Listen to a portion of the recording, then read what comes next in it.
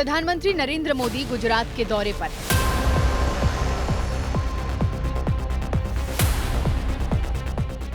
गृह मंत्री अमित शाह दक्षिण भारत की यात्रा पर हैं।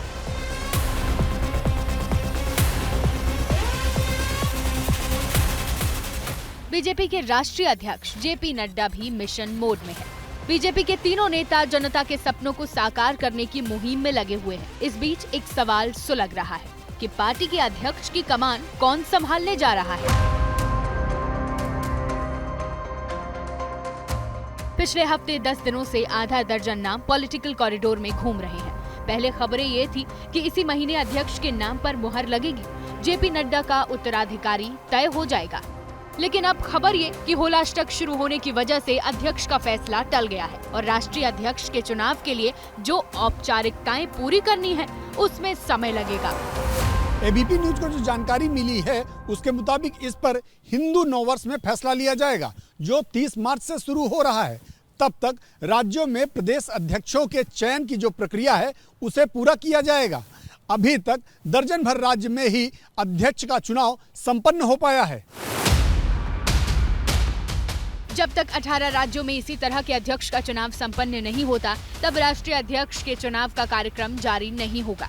और चूंकि होलाष्टक की शुरुआत हो चुकी है, इसमें बीजेपी कोई शुभ काम नहीं करती। अभी तक 10 प्रदेशों के अध्यक्ष निर्वाचित हो चुके हैं। सूत्रों की माने तो बीजेपी में 16 प्रदेश अध्यक्षों के नाम तय हो गए हैं। होली के बाद इन नामों की घोषणा की जाएगी।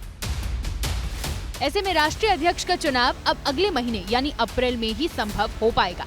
इसकी एक वजह यह भी है कि 15 से 17 मार्च तक आरएसएस की प्रतिनिधि सभा की बेंगलुरु में बैठक होनी है, जिसमें बीजेपी के मौजूदा अध्यक्ष जेपी नड्डा शामिल होंगे।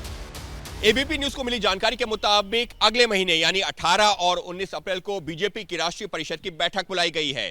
सूत्रों से मिली जानकारी के मुताबिक इस राष्ट्रीय परिषद की बैठक में देश भर से आए बीजेपी के कार्यकर्ता और पदाधिकारी बीजेपी के नए राष्ट्रीय अध्यक्ष के नाम पर मोहर लगाएंगे।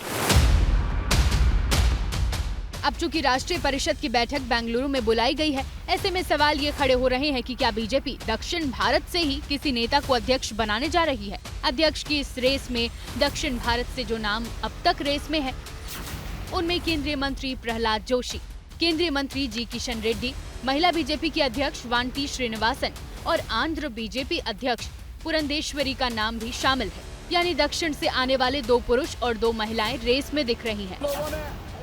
इनमें से केंद्रीय मंत्री प्रहलाद जोशी कर्नाटक से आते हैं।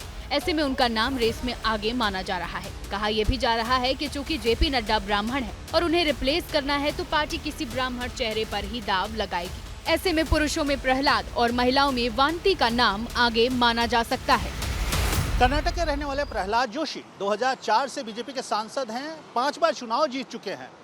63 वर्षीय प्रहलाद 1992 में तिरंगा आंदोलन चलाकर राजनीति में आए। कश्मीर बचाओ आंदोलन चलाकर कर्नाटक की राजनीति में अपनी पहचान बनाई और वर्तमान में वो केंद्र सरकार में मंत्री हैं।